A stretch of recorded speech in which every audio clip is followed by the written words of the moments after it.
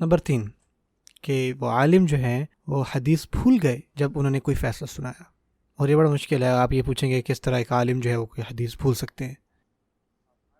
میں آپ کو بتاؤں اپنی چھوٹی سی کیپیسٹی میں کسی وے اور شیپ میں اپنے آپ کو کمپیئر نہیں کر رہا کسی بھی امام کے ساتھ، لیکن بعض اوقات ایسا ہوتا ہے مجھے حفظ ہوتی ہے وہ حدیث، لیکن مجھ سے جب سوال پوچھا جاتا ہے تو وہ میرے ذہن میں وہ حدیث اس ٹائم نہیں آتی. میں سم ٹائم بندہ بھول جاتا ہے، ذہن میں نہیں آتی وہ بات. اور ہوتا یہ کہ کچھ وقت بعد جب میں گھر پہنچتا ہوں تو ایک دم سے وہ حدیث جو ہے واپس یاد آ جاتی ہے، اور پھر میں جو ہے اس بندے کو فون کرتا ہوں واپس. ہوتا کیا کہ بعض اوقات آپ نے یاد تو کی ہوتی ہے لیکن اس وقت یاد نہیں آ رہی ہوتی.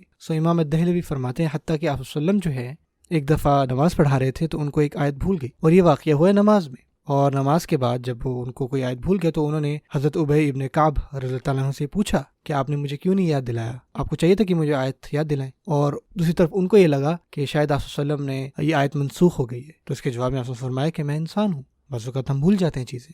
یہ کہنا اعوذ باللہ کہ کس طرح سے امام مالک، امام ابو حنیفہ، امام شافعی، امام احمد کس طرح وہ بھول سکتے ہیں، یا کسی بھی علماء کے بارے میں کہنا. اور سبحان اللہ، میں آپ کو ایک اور قصہ سناتا ہوں. ایک دفعہ حضرت عمر جو ہیں اور حضرت عمار ابن یاسر رضی اللہ تعالیٰ عنہما، آپ دونوں ایک سفر پہ گئے، اور جب وہ صبح اٹھے تو وہ دونوں جو ہے وہ حالت جنابہ میں تھے، یعنی ان کو غسل کی ضرورت تھی. اب ایشو کہاں تھا؟ اب اس سفر میں جو بھی ان کا قافلہ تھا، جو بھی ان کو غسل کی حاجت تھی، لیکن وہاں پر پانی موجود نہیں تھا. انہوں نے کیا کیا؟ کیا انہوں نے تیمم کیا؟ کیا کیا آپ مجھے بتائیں. غسل کرنے کے لیے کیا ان کو کرنا چاہیے؟ مثال کے طور پہ آپ جہاز میں سفر کر رہے ہیں اور سنک میں کوئی پانی نہیں آ رہا اور نماز کا وقت ہے، آپ کیا کریں گے؟ نماز چھوڑ دیں گے؟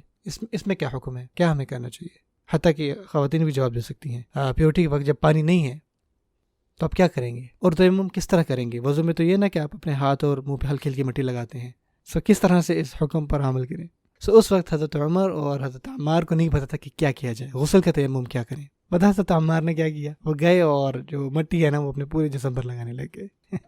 انہوں نے اپنا قیاس جو ہے وہ استعمال کیا اپنی ریزننگ پر. ان کو پتا تھا کہ تیمم میں آپ اپنے ہاتھ اور منہ پر ہلکی ہلکی مٹی ڈالتے ہیں، لیکن ہمیں غسل کے بارے میں نہیں پتا، تو ہو سکتا ہے پورے جسم پر مٹی لگانی چاہیے ہلکی ہلکی. دوسری طرف حضرت عمر رضی اللہ تعالیٰ عنہ نے یہ کہا کہ میں جا کے اپنا غسل جو ہے وہ گھر کروں گا اور میں اس کی نماز کی قضا پڑھوں گا. ان دونوں کے مختلف جو ہے ان کی رائے تھی، آرا تھی.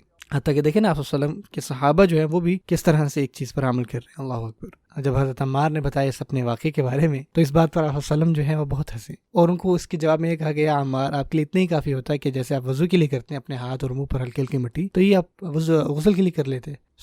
بعد میں حضرت عمار نے اپنے شاگردوں کو یہ بتایا کہ یہ ایک حکم ہے اور اس حالت میں آپ یہ کر سکتے ہیں. اور جب حضرت عمر خلیفہ تھے اور انہوں نے یہ سنا کہ حضرت عمار جو ہیں وہ لوگوں کو اس حکم کے بارے میں بتا رہے ہیں کہ ان کو غسل کرنے کی ضرورت نہیں ہے اگر ان کے پاس پانی نہ ہو، تو حضرت عمر یہ چیز کلیریفائی کرنا چاہتے تھے. تو انہوں نے ان کو بلایا، تو انہوں نے کو یہ یاد دلایا کہ آپ کو یاد ہے ہمارا ایک واقعہ ہوا تھا اور اس سفر پہ ہمارے پاس پانی نہیں تھا اور ہمیں پتہ نہیں تھا کیسے غسل کریں.